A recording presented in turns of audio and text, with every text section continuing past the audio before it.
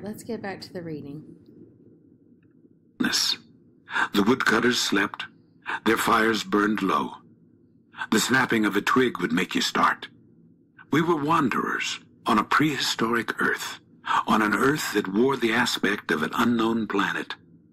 We could have fancied ourselves the first of men taking possession of an accursed inheritance. Notice the word choice there of accursed in front of inheritance. You normally think of people taking an inheritance, that's a good thing. When he said accursed, he's just definitely giving you some clues there, that it is like they're the very first people who have ever been there, but that what they're going to get out of it is already cursed. To be subdued at the cost of profound anguish and of excessive toil. But suddenly, as we struggled round a bend, there would be a glimpse of rush walls, of peaked grass roofs, a burst of yells, a whirl of black limbs, a mass of hands clapping, of feet stomping, of bodies swaying, of eyes rolling under the droop of heavy and motionless foliage. The steamer toiled along slowly, on the edge of a black and incomprehensible frenzy. So just when you think that Marlowe is definitely on the native side, the descriptions here and the diction here don't seem very flattering as far as coming across a native village. And this is a really, really, really important and philosophical part. So as we're reading, make sure you're really focusing on this section, especially as far as what is Marlowe's point, what is his perspective. The prehistoric man was cursing us, praying to us, welcoming us. Who could tell? We were cut off from the comprehension of our surroundings. We glided past like phantoms, wondering and secretly appalled, as sane men would be before an enthusiastic outbreak in a madhouse. We could not understand, because we were too far, and could not remember, because we were traveling in the night of first ages, of those ages that are gone, leaving hardly a sign and no memories. The earth seemed unearthly.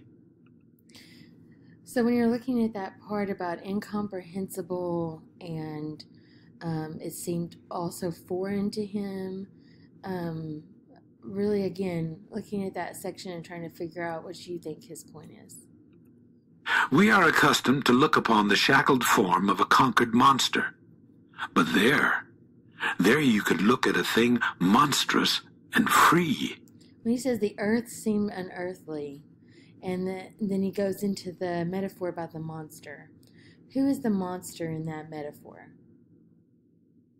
The earth, right? He's talking about how when we're in civilization, we see nature, we see the earth shackled.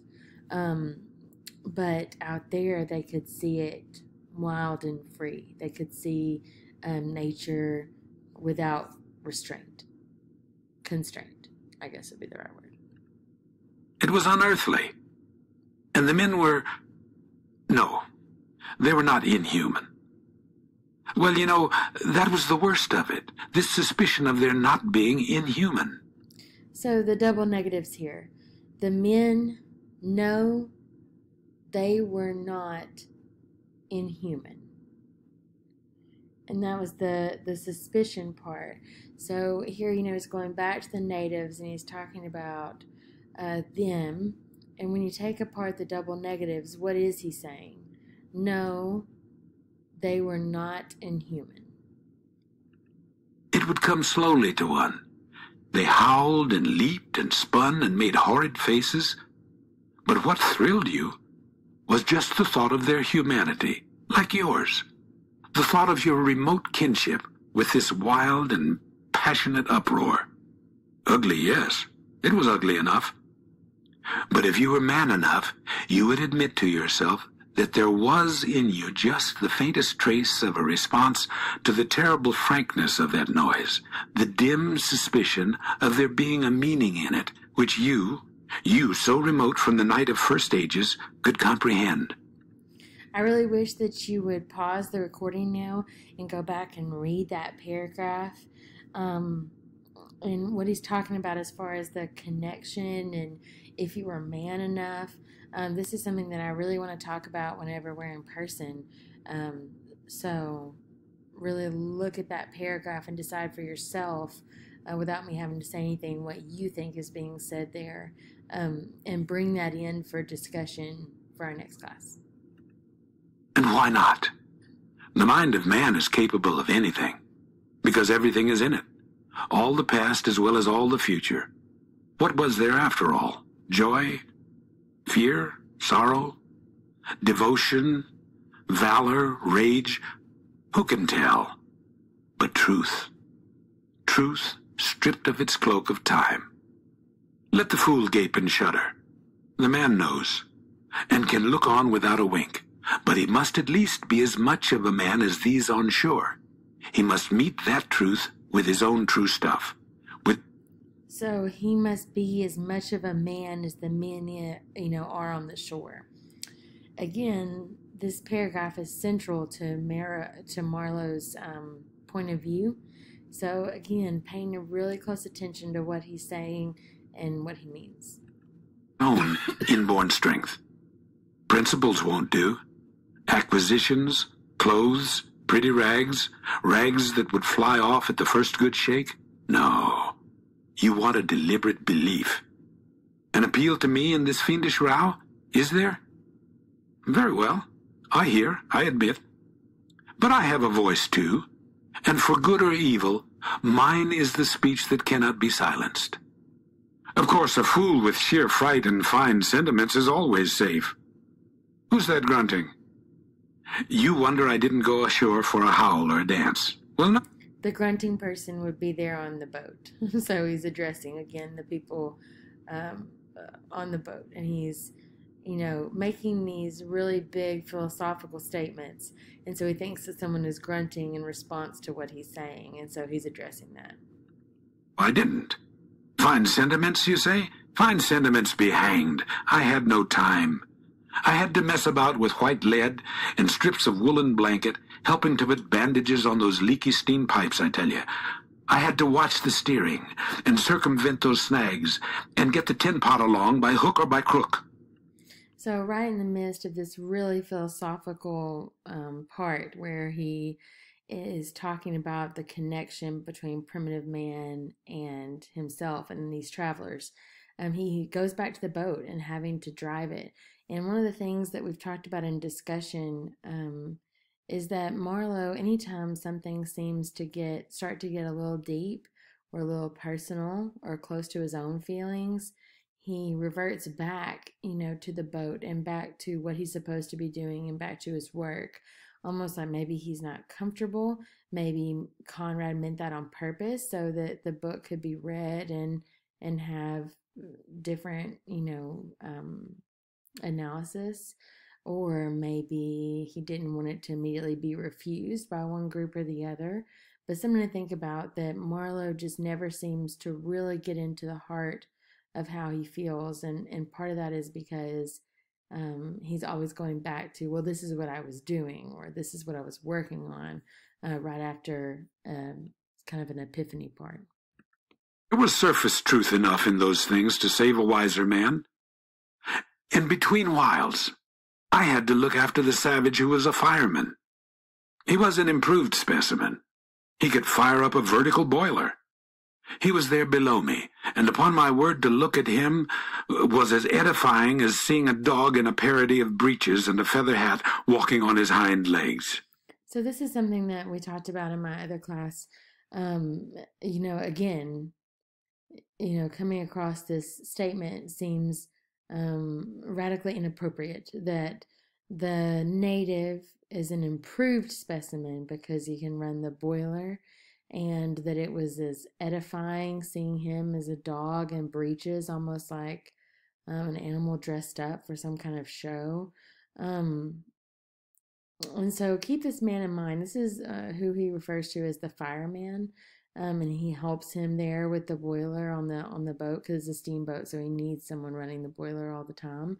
But be thinking about your opinions here too, as far as the fireman goes and how he's talking about him. and he will reappear. He's not like one of those characters that disappears after a few paragraphs. A few months of training had done for that really fine chap. He squinted at the steam gauge and at the water gauge with an evident effort of intrepidity. And he had filed teeth, too, the poor devil, with the wool of his pate shaved into queer patterns and 3 ornamental scars on each of his cheeks. He ought to have been clapping his hands and stamping his feet on the bank, instead of which he was hard at work, a thrall to strange witchcraft, full of improving knowledge. Again, looking at the diction and the word choice here, I noticed that his appearance is radically different from any of the Europeans, with the scars and the shapes that he has shaved into his hair. So something to think about there too. He was useful because he had been instructed. And Marlowe. what he knew was this, that should the water in that transparent thing disappear, the evil spirit inside the boiler would get angry through the greatness of his thirst and take a terrible vengeance.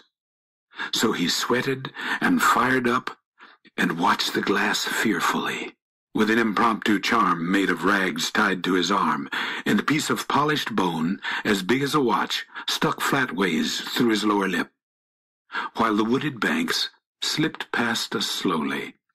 So, the fireman, and again his appearance, it makes me wonder, was the fireman trained that way to think of the boiler as witchcraft and spirits, or is that what they think he thinks about it? Something to form your own opinion on with the ambiguity in the language, something for us to talk about when we're all together. The short noise was left behind, the interminable miles of silence, and we crept on toward Kurtz.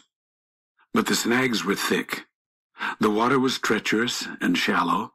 The boiler seemed indeed to have a sulky devil in it, and thus neither... Kind of ironic that then he says the boiler has a sulky devil in it.